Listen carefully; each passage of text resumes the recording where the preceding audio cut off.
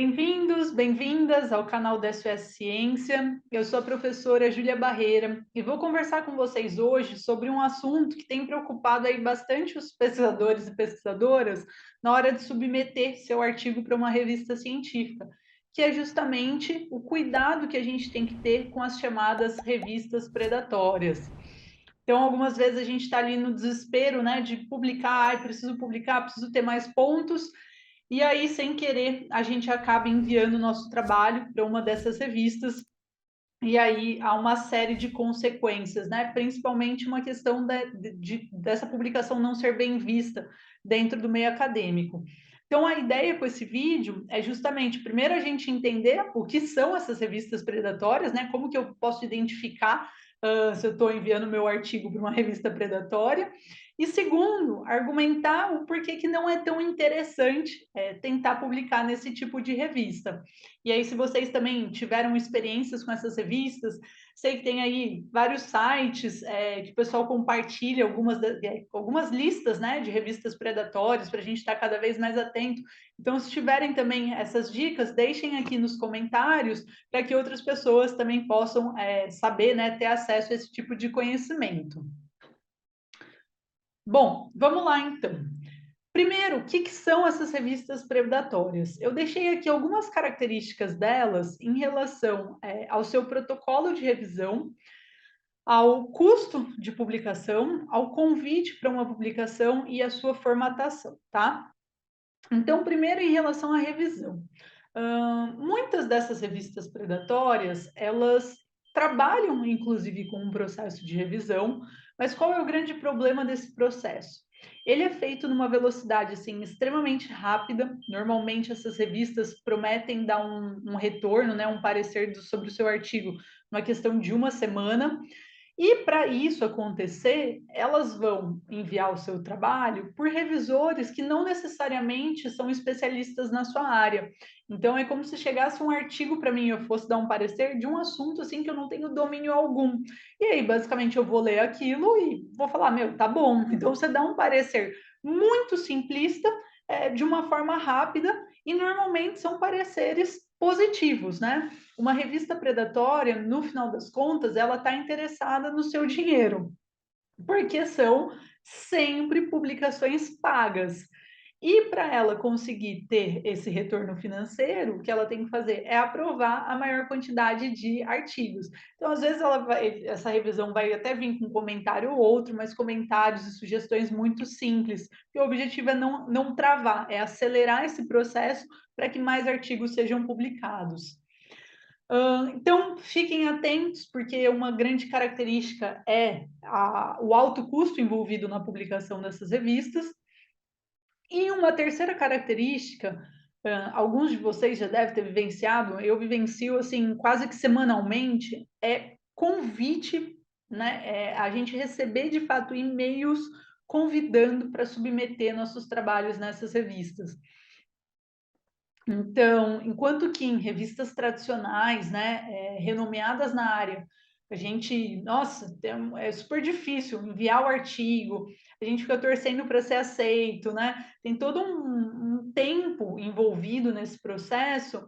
Nessas revistas predatórias, via de regra, elas estão de olho no que está acontecendo, congressos que você publica algum resumo, coisa assim, e aí elas te mandam um e-mail falando, olha, vi esse seu trabalho num resumo ali de congresso e ele parece interessante para a nossa revista. Você não topa submeter? Se você submeter, eu te dou o retorno em umas semanas, no valor de tantos reais, você publica aqui em até 1, 2 meses.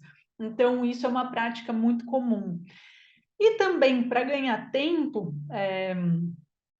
e também não ter pessoas envolvidas, né, nesse processo de formatação, diagramação, normalmente eles já te dão um template, né, eles já te dão um layout para você utilizar, para você já enviar o seu artigo formatado nesse template, e aí, se seu trabalho ele é aceito, meio que ele já está pronto para ser publicado. Então, por isso que eles também conseguem acelerar muito esse processo de publicação.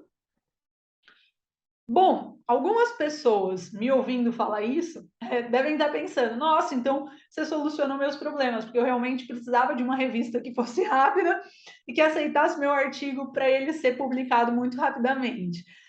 Sim, né, tem esse ponto que talvez seja um ponto positivo, mas tem muitos outros aspectos que jogam contra publicar numa revista predatória, tá?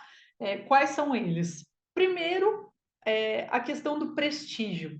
Então, quanto melhor a nossa publicação, né? Quanto mais a gente publica numa revista de impacto, via de regra, mais esse trabalho ele é citado, melhor ele é recebido pela comunidade científica e mais ele circula entre os nossos pares. Então, a gente, se você está conversando com pesquisadores que investigam, né, o mesmo tema, é comum a gente estar sempre citando trabalhos parecidos ali, ou trabalhos em comum. Por quê? Porque são trabalhos publicados em boas revistas, por pesquisadores que a gente sabe que tem um bom rigor científico, e por aí vai.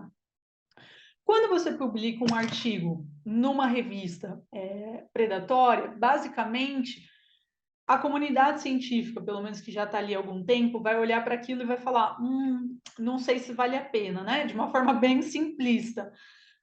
A circulação desses trabalhos, via de regra, ela é menor também, porque ela não vai estar indexada em boas bases. E um terceiro ponto é que o seu trabalho muito provavelmente não vai ser citado, né? Não vai ser, ou pelo menos não muito citado.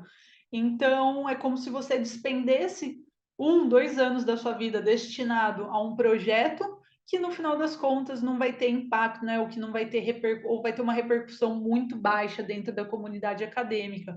Por isso que não é muito legal ir por esse caminho. Que é justamente esse segundo ponto que eu já coloco aqui no slide, né?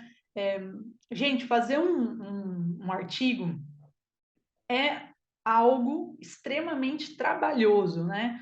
Extremamente trabalhoso, porque você vai te demandar muito tempo, tanto de coleta quanto de análise, provavelmente vão ter mais pessoas envolvidas. O processo da escrita também é trabalhoso, é doído muitas vezes. E aí é um esforço que demanda para você publicar numa revista que quase não vai te dar nenhum retorno, né? Você vai ter um acesso muito limitado com essa publicação. Sem falar que, e aí venho aqui para o terceiro ponto, que é como essas revistas não vão estar indexadas nas principais bases de dados, muito provavelmente ela não vai te dar pontuação alguma. Então, para quem quer prestar um mestrado, para quem quer prestar um doutorado, vai disputar bolsas, né, bolsas de estudos, e essas bolsas, via de regra, estão vinculadas à nossa produtividade.